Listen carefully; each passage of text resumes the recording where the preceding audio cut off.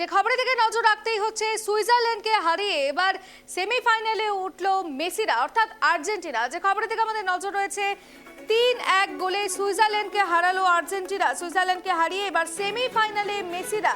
3-1 গোলে সুইজারল্যান্ডকে হারালো আর্জেন্টিনা। সুইজারল্যান্ডকে হারিয়ে সেমিফাইনালে উঠলো মেসিরা।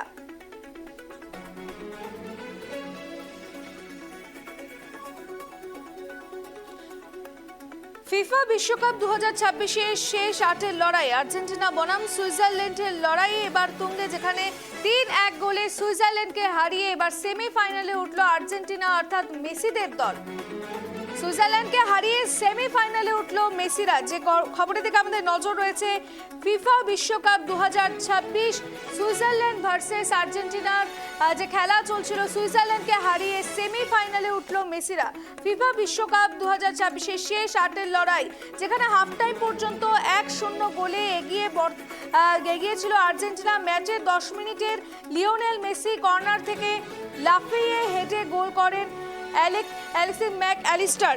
এটাই এবারের বিশ্বকাপের আর্জেন্টিনার দ্রুততম গোল ছিল। 3-1 গোলে এবার সুইজারল্যান্ডকে হারালো আর্জেন্টিনা। সুইজারল্যান্ডকে হারিয়ে সেমিফাইনালে উঠল মেসিরা। সুইজারল্যান্ডকে হারিয়ে সেমিফাইনালে উঠল মেসির দল। 3-1 গোলে সুইজারল্যান্ডকে হারালো আর্জেন্টিনা।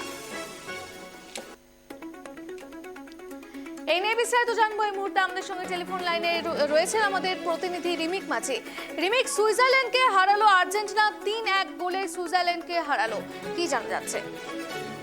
একদমই, দেখো, কোয়ার্টার ফাইনালে গুরুত্বপূর্ণ ম্যাচে প্রত্যাশিতভাবেই তুলনায় দুর্বল প্রতিপক্ষ সুইজারল্যান্ডকে হারিয়ে সেমিফাইনালে পৌঁছে গেল আর্জেন্টিনা। এবং 3-1 ম্যাচের ফলাফল, যদিও ম্যাচের ফলাফল দেখে গোটা ম্যাচকে বিশ্লেষণ করা যাবে না, কেননা এদিন সুইজারল্যান্ড অসাধারণ ফুটবল খেলেছে। ম্যাচের নির্ধারিত যে 90 মিনিট, সেই 90 মিনিট পর্যন্ত 1-1 গোলের খেলা শেষ হয়েছিল। অতিরিক্ত সময় এক্সট্রা টাইমের খেলা শুরু হয়। এক্সট্রা টাইমের ফার্স্ট হাফেও প্রথম 15 মিনিটেও কিন্তু ম্যাচের ফলাফল 1-1 ছিল। কিন্তু এক্সট্রা টাইমের দ্বিতীয়ার্ধে 2টো গোল করে কিন্তু সেমিফাইনাল নিশ্চিত করে নিল আর্জেন্টিনা। যেটা তোমায় জানাবো যে ম্যাচের একদম শুরুতেই ম্যাক অ্যালিস্টার তিনি 10 মিনিটের মাথায় গোল করে আর্জেন্টিনাকে এগিয়ে দিয়েছিলেন। তারপরে প্রথমার্ধে 1-0 গোলেই এগিয়ে ছিল আর্জেন্টিনা। দ্বিতীয়ার্ধে শুরুতে সুইজারল্যান্ড সমতা ফেরায় 67 মিনিটে নো ডে গোল করে তিনি 1-1 করেন। কিন্তু তারপরেই সুইজারল্যান্ড টিমের কিন্তু কার্যত কোমর ভেঙে যায়, কেননা সুইজারল্যান্ড দলের অন্যতম স্ট্রাইকার এবং অন্যতম গুরুত্বপূর্ণ খেলোয়াড় এমবোলো 72 মিনিটে তিনি ফাউল করে 2টো ইয়েলো কার্ড দেখে, হলুদ কার্ড দেখে, লাল কার্ড দেখে মাঠ ছাড়েন। তারপরেই কিন্তু ম্যাচের নিয়ন্ত্রণটা চলে যায় আর্জেন্টিনার হাতে এবং মুহুর্মুহুর আক্রমণ করতে থাকে এবং নিউমেরিক সুপ্রিমেসি অর্থাৎ সংখ্যা তত্ত্বে পিছিয়ে পড়ায়, অর্থাৎ 11 জনের বিরুদ্ধে 10 জন হয়ে যায় এবং সেখানেই কিন্তু অনেকটা সুইজারল্যান্ডের সমস্ত প্ল্যান কিন্তু ভেস্তে যায় এবং সেই সুযোগটাকে কাজে লাগিয়ে একের পর এক আক্রমণ তুলে এনেছিলেন লাউতারো মার্টিনেজ থেকে শুরু করে আলভারেজ, মেসিরা। কিন্তু গোলের দেখা পায়নি, কেননা সুইজারল্যান্ড তখন পুরোটাই ডিফেন্সিভ হয়ে গিয়েছিল। কিন্তু বেশিক্ষণ এই আর্জেন্টিনাকে যে বেশিক্ষণ আটকে রাখা শুধু ডিফেন্স করে সম্ভব না, সেটা কিন্তু আরো একবার প্রমাণ হয়ে গেল। আমরা এর আগেও রাউন্ড অফ 32-তে কেপ ভার্দে এবং রাউন্ড অফ 16-এ ইজিপ্টের বিরুদ্ধেও দেখেছি যে শেষ মুহূর্ত অব্দি পিছিয়ে থেকেও শেষ মুহূর্তে জয় তুলে নিয়েছিল স্কালোনির দল। এক্ষেত্রেও কিন্তু আজকেও কিন্তু একই রকম ঘটনা ঘটলো এবং যেটা সব থেকে বড় কথা, যে 72 মিনিটের লাল কার্ড দেখলো এমবোলো সুইজারল্যান্ডে, তারপরে 18 মিনিট, প্রায় 50 মিনিটের বেশি কিন্তু 10 জনে খেললো সুইজারল্যান্ড এবং তারপরেও তারা কিন্তু এক্সট্রা টাইমের ফার্স্ট হাফ অব্দি তারা আটকে রেখেছিল। মনে হচ্ছিল একটা সময় ম্যাচটা হয়তো টাই ব্রেকারে গড়াতে চলেছে, কিন্তু ম্যাচের 112 মিনিটে জুলিয়ান আলভারেজ অসাধারণ গোল করলেন এবং তার গোলটি অসাধারণ, মানে বাঁ প্রান্ত থেকে আক্রমণ করে বক্সের ঠিক বাইরে থেকে তার ডান পায়ের জোরালো বাঁক খাওয়ানো শট জালে ঢুকে যায়। সেখানে সুইস গোলরক্ষককে দাঁড়িয়ে দেখা ছাড়া কোনো উপায় ছিল না।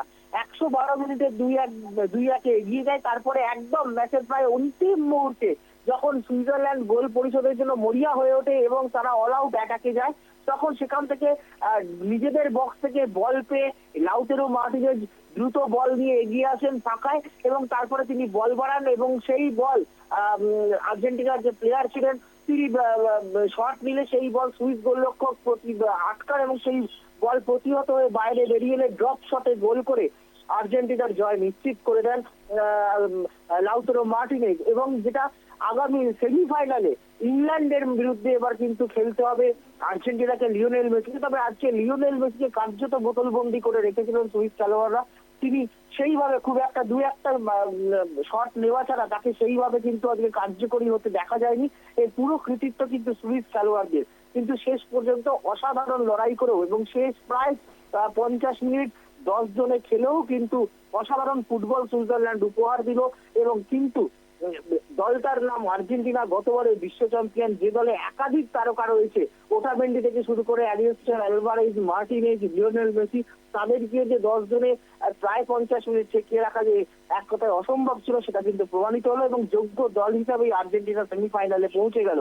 এখন দেখার যে 60 বছরের অভিশাপ কাটাতে পারে কিনা ইংল্যান্ড, কেননা ইংল্যান্ড যদি আর্জেন্টিনাকে হারাতে পারে তাহলে প্রায় 60 বছর পর তারা কিন্তু ফাইনালে উঠবে বিশ্বকাপের। এবং অপর সেমিফাইনালে কিন্তু স্পেন এবং ফ্রান্সও মুখোমুখি হবে। ফলে এখন দেখার যে যেভাবে শেষ 3টে ম্যাচ আর্জেন্টিনা জিতলো তাতে ইংল্যান্ডের বেলিংহ্যাম, হ্যারিকেনরা যে ফর্মে রয়েছেন, আজকে কিন্তু অপর কোয়ার্টার ফাইনালেও কিন্তু ইংল্যান্ড নরওয়েকে 2-1 গোলে হারিয়ে দিয়ে তারা কিন্তু সেমিফাইনালে পৌঁছে গেছেন। যদিও নরওয়ে ইংল্যান্ড ম্যাচটা নিয়ে অনেক বিতর্ক রয়েছে যে প্রথমার্ধের শেষের দিকে বেলিংহ্যাম যে গোলটি করেছিল, গোল করে সমতা ফিরিয়েছিল, সেই গোল নিয়ে অনেক প্রশ্ন রয়েছে। কেননা নরওয়ের গোলকিপার যখন গোলকিক নিয়েছিলেন বলটা তখন স্পাইডার মাঠের ওপরে ঝুলে থাকা যে ক্যামেরা, সেই স্পাইডার ক্যামেরার তারে লাগে এবং বলটার গতিপথ নিয়ন্ত্রিত হয়ে হ্যারি কেনের পায়ে যায় এবং হ্যারি কেন সেখান থেকে বল নিয়ে আক্রমণ করলে অসাধারণ গোল করেন বেলিংহ্যাম। ফলে বিতর্কিত গোলে জিতলেও ইংল্যান্ড কিন্তু আর্জেন্টিনার কাছে যথেষ্ট কঠিন প্রতিপক্ষ এবং আর্জেন্টিনার ডিফেন্স যেভাবে প্রতি ম্যাচে পরীক্ষিত হচ্ছে এবং যে ম্যাচে প্রতি ম্যাচে আর্জেন্টিনা যেভাবে গোল খাচ্ছে একাধিক তুলনায় ছোট দলগুলোর কাছে, সেই জায়গায় দাঁড়িয়ে ইংল্যান্ডের বিরুদ্ধে এই আর্জেন্টিনার ডিফেন্স কিন্তু বড় চিন্তার কারণ। আজকে জিতে সেমিফাইনালে উঠলেও কোচ স্কালোনির কিন্তু রাতের ঘুম উড়ে যাবে সেমিফাইনাল আগে যদি ডিফেন্সের এই দুর্বলতা মেরামত করতে আর্জেন্টাইন কোচ না পারেন, তাহলে কিন্তু ইংল্যান্ডের বিরুদ্ধে কড়া চ্যালেঞ্জের মুখোমুখি হতে হবে আর্জেন্টিনাকে। তবে শেষ বলো যার সব বলো তার, আর্জেন্টিনা সেমিফাইনালে এটাই বিশ্ব ফুটবলের যারা ভক্ত রয়েছে, যারা মেসির ভক্ত, তাদের কাছে বড় প্রাপ্তির বড় পাওনা, তাতে কিন্তু কোনো সন্দেহ নেই। শ্রেয়সী, একদমই রিমিক, তোমার কাছে একটি বিষয় জানতে চাইবো, যেহেতু এই সেমিফাইনালে এবার উঠলো মেসিরা, অর্থাৎ আগামী পর্বের জন্য ঠিক কোন কোন দিকে নজর রাখতে হবে আর্জেন্টিনাকে? একদমই দেখো, প্রথম নজর রাখতে হবে আর্জেন্টিনাকে, সেটা হচ্ছে যেটা আগেই বললাম যে ডিফেন্সের দিকে। তুমি যদি কেপ ভার্দের বিরুদ্ধে রাউন্ড অফ 32 ম্যাচ দেখো, সেখানেও কেপ ভার্দে 2খানা গোল করে দিয়েছিল।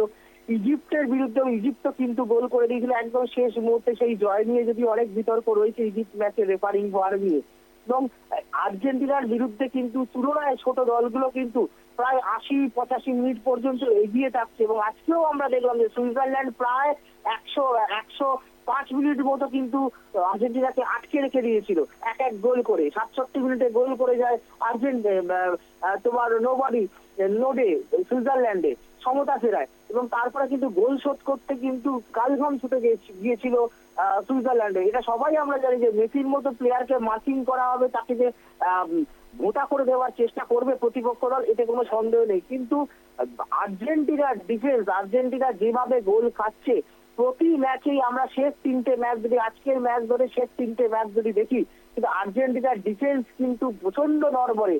শুধুমাত্র আর্জেন্টিনার তারকা প্লেয়ারদের এই শেষ মুহূর্তে ম্যাজিক ঘটিয়ে মেসির ম্যাজিকে ম্যাচ বের করে নিচ্ছে। কিন্তু ইংল্যান্ডে এই প্রথম এই বিশ্বকাপে কোন শক্ত প্রতিপক্ষ মানে কড়া অপোনেন্টের বিরুদ্ধে নামতে চলেছে সেমিফাইনালে আর্জেন্টিনা। এর আগে তুমি যদি দেখো একদম গ্রুপ লিগ থেকে তুমি যদি দেখতে শুরু করো, তাহলে কিন্তু এই আর্জেন্টিনা কিন্তু খুব একটা কঠিন প্রতিপক্ষের কিন্তু সম্মুখীন হয়নি। সেই জায়গায় দাঁড়িয়ে আর্জেন্টিনার ডিফেন্সের কিন্তু এবার কিন্তু আসল পরীক্ষা কোচ স্কালোনির কাছে। তুমি যদি দেখো মলিনো, রোমেরো, লাউতারো মার্টিনেজ থেকে শুরু করে এবং তেলিয়াফিকো, এই যে ডিফেন্স, সেই ডিফেন্স কিন্তু বারবার প্রশ্নের মুখে পড়েছে এবং সেইটা কিন্তু আর্জেন্টাইন কোচকে কিন্তু মাথায় রাখতে হবে। তোমায় মনে রাখতে হবে যে শেষ 3টে ম্যাচে আর্জেন্টিনা কিন্তু 5টা গোল হজম করেছে, প্রায় ম্যাচ হেরে যাওয়ার মুহূর্ত থেকে ম্যাচ বার করেছে।